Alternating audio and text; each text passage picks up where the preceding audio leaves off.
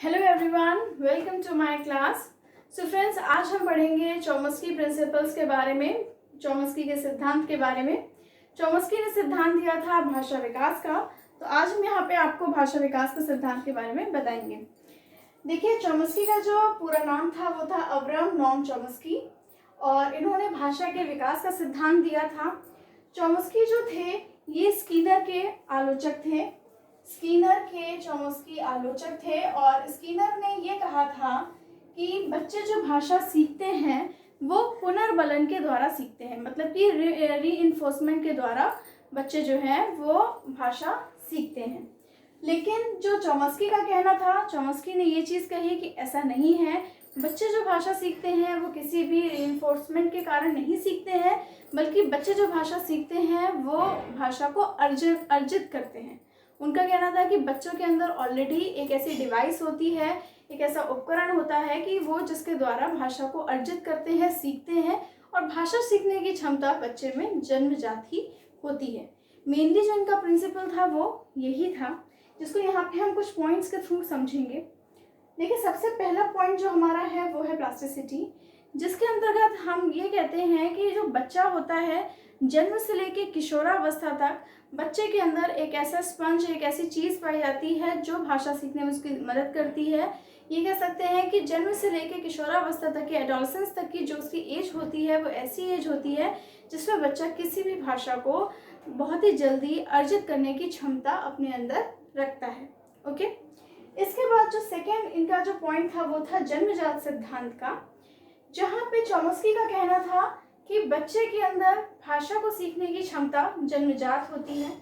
जन्मजात का मतलब ये है कि बच्चा जब जन्म लेता है तो जन्म के पहले से ही उसके अंदर ये क्षमता, ये एबिलिटी उसके अंदर होती है जिससे वो भाषा को सीख सकता है।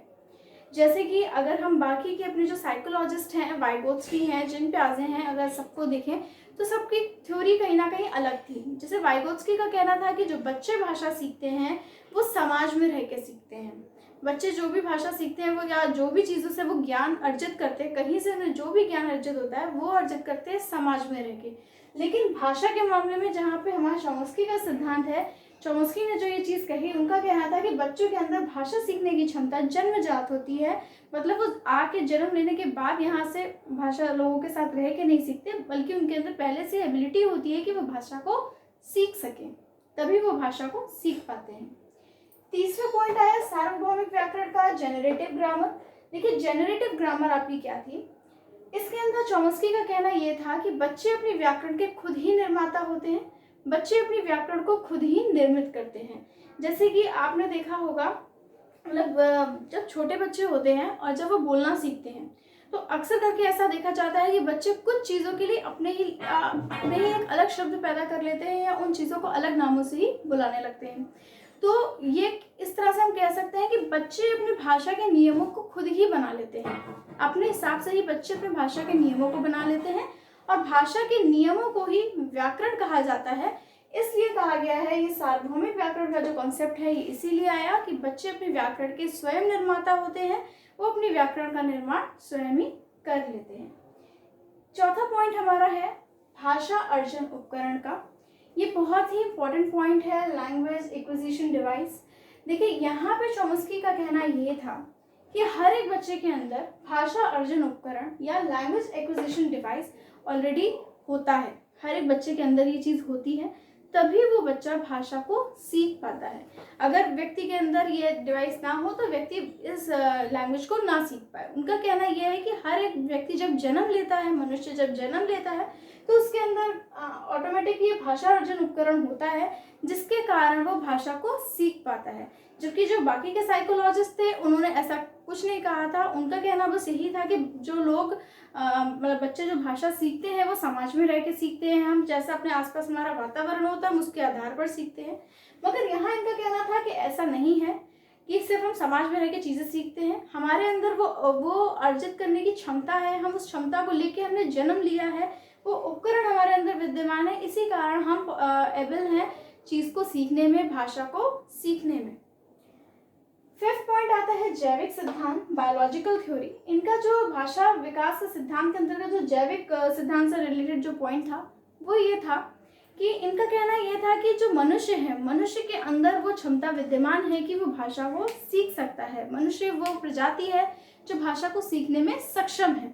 और इन्होंने इस चीज़ को यहाँ पे ये भी बोला है कि अगर ऐसा नहीं है तो फिर जो जानवर हैं वो क्यों नहीं बोल पाते, वो भी तो इसी समाज में रहते हैं। अगर समाज में रह के ही व्यक्ति का विकास होता है या समाज से ही व्यक्ति चीज़ें सीखता है, तो उनका ये कहना था कि अगर ऐसा कोई भाषा अर्जन से संबंधित कोई चीज़ व्यक्ति के अंदर विद्यमान नहीं है, ऐसा कुछ भी बायोलॉजिकल डिफरेंस नहीं है हमारे और जानवरों के बीच में, तो फिर इसी समाज में रह के वो जानवर क्यों नहीं वैसे हमारी तरह बोल पाते जैसे हम बोल पाते हैं।